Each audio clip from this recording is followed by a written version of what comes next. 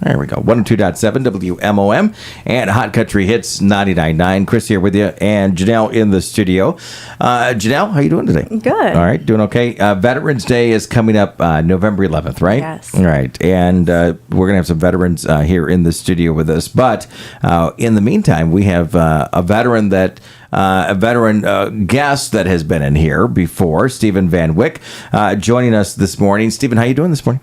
Doing good. All right, from West Michigan Community Mental Health. You have somebody as well that you brought with us, Emily Cumming. Emily, how you doing? I'm doing good. All right, you are first time in the studio. Are you nervous? No, not at all. All right, there you go. I like that when that happens. West Michigan Community Mental Health. The topic this morning that we're talking about is the Veteran Navigation Program and Services at West Michigan Community Mental Health. We have some questions for the two of you. And the first question that comes to mind, Emily, is that, we do have veterans right here around us in the community, and we have to make sure that we take care of them. We hear so many stories out there that veterans get lost when it comes to healthcare, mental health, obviously.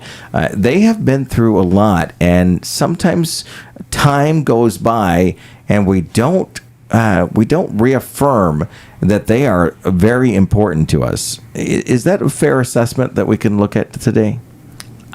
Chris, I definitely agree with you there. There's a lot of different aspects, especially in our local community where, for lack of a better term, we just drop the ball. Mm-hmm. So it's very important for us to make sure we're bringing those community resources together and providing those resources in an available manner for these veterans, and let those veterans know that these resources are available for them so that they are taken care of. Do you hear from the veterans when they come through the door, when they call? Are they frustrated? Do you mind me asking that question? No, not at all, Chris. There are some that come in with that goal in mind. This is what I need help with, and this is where my end goal is. And there's some that this frustration has built to the point where there is no goal in mind. And so it's very important to me that I help them re-identify and realign what that end goal is and help identify a course of action to get there. All right. And one question I want to ask, and I'm going to kind of pre-asking you now so you can think about it, is where does the scales land as a healthcare industry, community in general? Is it the mental health side of things, or is it the actual health care where they're not getting the resources? We talk about Veterans Affairs, and we talk about all of that. Is the resources there? Are they expressing that to you? Or is it truly, it's weighing on them when it comes to the mental side of things? And Steven, we might have you pick up on that if you don't mind. When you are talking with the veterans that come into West Michigan Community Mental Health or call, they're frustrated, they need resources, you're there for them, but how lacking is it out there? It's a good question, and I would say that there are resources that are there. I think of the VA, the different VA sites around the state that are available, and then trying to expand to the rural community. And part of it is, especially with this Veteran Navigator program that's throughout the state, they're trying to reach out to those vets that might not go to the VA, and there might be some stigma to reaching out to services, and that's where Brian Webb, who helped found the program back in, I think, 2016, mm-hmm. Wanted to go to vets, and that's where folks like Emily here go out and they try to make connections with vets instead of just sitting in one location in a building expecting vets to come to them. Mm-hmm. So. Absolutely. Okay. So what services would you say that veterans are looking for through West Michigan Community Mental Health? So some of the different services that we provide for veterans include transportation, food resources, budgeting and life planning. We've got obtaining your military documentation, connecting with your medical, mental health, substance use disorders, both locally and with the VA.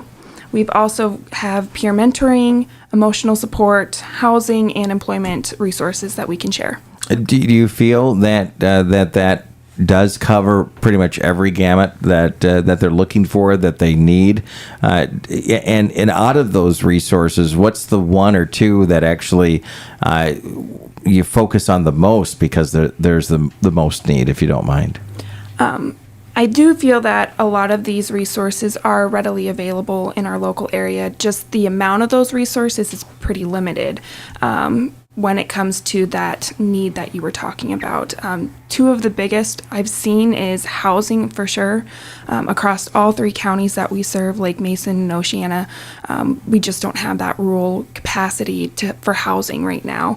And then the other one is that transportation piece for veterans, just getting them to and from their medical appointments, especially if they're VA connected and they're in these rural locations and trying to get to and from those appointments. It's very difficult for them. Okay.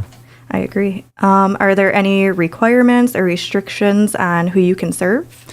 At West Michigan CMH, through the Veteran Navigation Program, any and all veterans, regardless of their discharge type or even their service the era of service that they served in, is a moot point.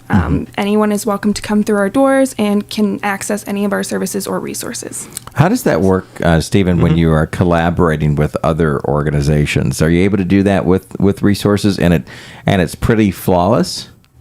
So very much so, we can collaborate with other resources, and I would say that, kind of to build on what Emily was just talking about, so this is a grant-funded program, and it's through public funding, so that's why they're able to work with any discharge status,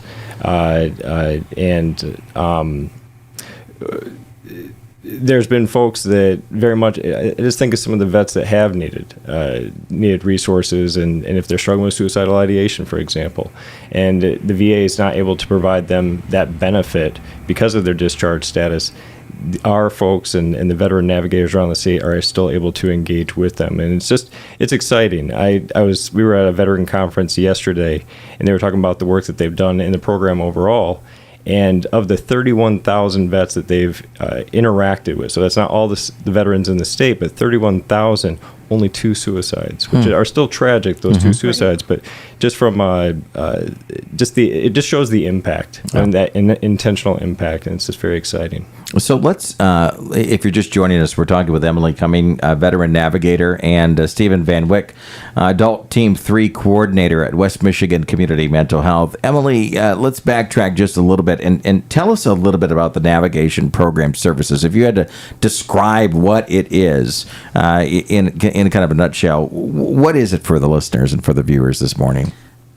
So the Veteran Navigation Services Program brings a large portion of both rural and state federal resources together, where I can sit down with the veteran in need and kind of map out a course of action or even a plan of how to achieve their end goal in mind, whether that is, I want to find housing, or I need to provide food for my family. So we need to get you lined up with a job, and then start figuring out those next steps, and then bring all those resources together and see if there's anything else that they would need beyond those scopes, and then doing those service connections, whether it is for healthcare or other necessary means in the community. And do you mind, without, we don't give away specific individuals, life, but do you mind giving us a really kind of real life scenario that you've had a chance to work with, so that we can connect a little bit even more with this? Do you mind doing that for us? Of course, Chris.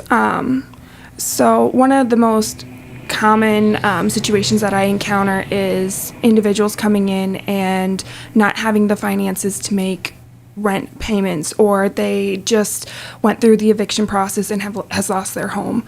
And so we have to start going through the steps of being like, okay, where are we at right now?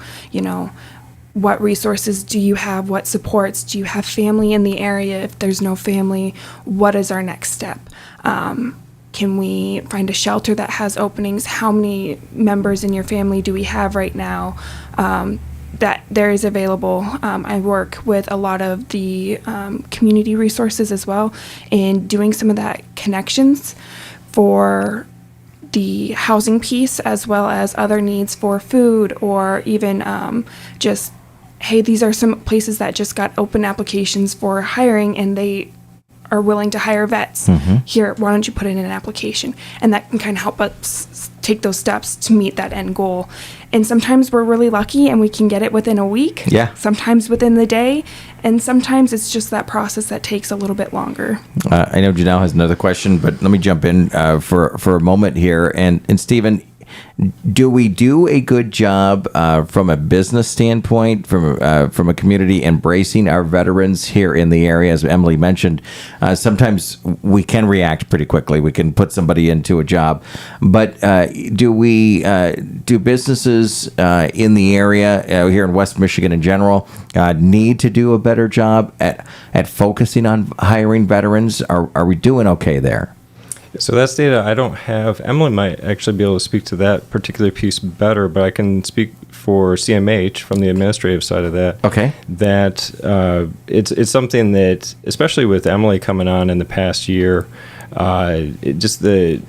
bringing that great advocacy and the great connection, and it's putting it on our minds, and just how can we expedite when we have veterans coming in needing therapy a little bit faster potentially, and just expediting that. So that's been nice. All right, Emily, I'm sure you have a comment on this to help us with that answer that I asked. What's your thoughts on that? Chris, I feel that the community is very embracing of veterans.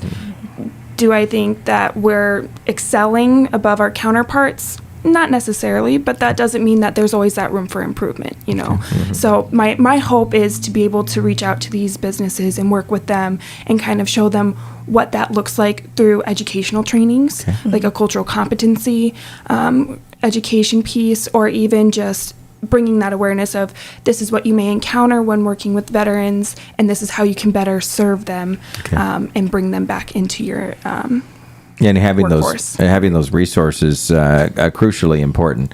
Janelle, what's your thoughts on this? I guess, are there other veteran services offered in the community that you collaborate with? So one of the biggest veteran resources that I work with is the veteran service officers. Okay. They do a lot of the service connections and filing for VA benefits for the veterans. So I work very closely with my Lake, Mason, and Oceana counterparts in connecting them. If the veteran hasn't already been connected with the veteran service officer, then I make sure that that's one of their first individuals that they meet, because that can determine their eligibility for their benefits. And then from there, we can take a step back and look at those external resources that I can connect them with. Okay. And where would the veterans go to connect or access the Veteran Navigation Program services? So I am typically located at any of the West Michigan CMH offices. I also attend the NREX clinics in both Lake Mason and Oceana counties as well. And then if I am not at either of those places, I'm usually out connecting with other individuals in the community, or even attending events in the local area. So if there's ever anything that someone needs to get scheduled with me, they're more than welcome to contact us through the front desk at CMH. All right, Steven, you have more on that as well, too, right? And I was actually going to ask Emily to speak a little bit to what the NREX clinics are and where they're located. Okay. So thanks for bringing that up, Steven. So the NREX clinics are a VA-ran rural clinic where your primary care, your labs, your nurse all come to one location, and they will be more rural for you. Here in Ludington, it's over at the Legion. In Baldwin, it's at the AMVETS post, and then in Hart, I believe it's at the VFW. So, and then Mondays is Ludington, Wednesdays is Baldwin, and then Thursdays is in Hart. Okay. So. And they're all at the veteran areas, so they're more comfortable all being together. And Yes. Do you see that that they're in those rural areas rather than the larger pockets like cities and stuff that that veterans have the resources, or there's a difference between like somebody in Ludington versus somebody in, let's say, Branch or Walhalla in regards to that? Obviously, transportation comes into play there. Right. I think it's really important to know that the time frame of access to resources is our biggest key there, because if I have a veteran in Branch and I have a veteran in Ludington, that individual is able to access services in Ludington much faster than the individual in Branch, unless we're able to do coordination in finding either that transportation or services within that realm that they need in that area. Yeah, and it's good that West Michigan Community Mental Health, you serve those counties, Mason, Oceana, Lake County, and you're focusing on everybody and trying to reach that. Emily, I'll let you and then Steven have the last word. Anything that we missed chatting about this morning about West Michigan Community Mental Health and the Veteran Navigation Program there? You know, Chris, the only thing that I did want to add is if at any point in time anyone is in a moment of crisis or needs someone to talk to, you know, we are moving into the winter months, and those suicidal thoughts are ever present. Feel free to reach out. We do have our 24/7 crisis line, and you can reach us at 1-800-992-2061. Okay. All right. And we'll make sure we post that phone number on our Facebook page, our YouTube channel as well. Steven, same sort of question. Anything that we missed chatting about this morning that's important to you to get out to the listeners? Just to say that it's been exciting to be part of the program just itself. It's for West Michigan CMH. It's been a 4-year process since we started our CCBHC grant funding for this. And just to have someone like Emily come along and just be so passionate about vets, and it's just a special group of people to us, and that we want to make sure that they're getting their needs met and that they're served, and just it's a special thing. All right, good information here. Make sure that if you need that phone number, once again, 231-239-1178 for the Veteran Navigator, or 1-800-992-2061. And Emily, it's so important that the veterans and others out there that need West Michigan Community Mental Health Services know that those lines are monitored 24 hours, aren't they? They are. Okay, so very good, very good. And those for those in need. It is 102.7 WMOM and Hot Country Hits 99.9. If you missed any of the segment, make sure you check it out on our Facebook page, our YouTube channel. It is Mom FM and Hot Country.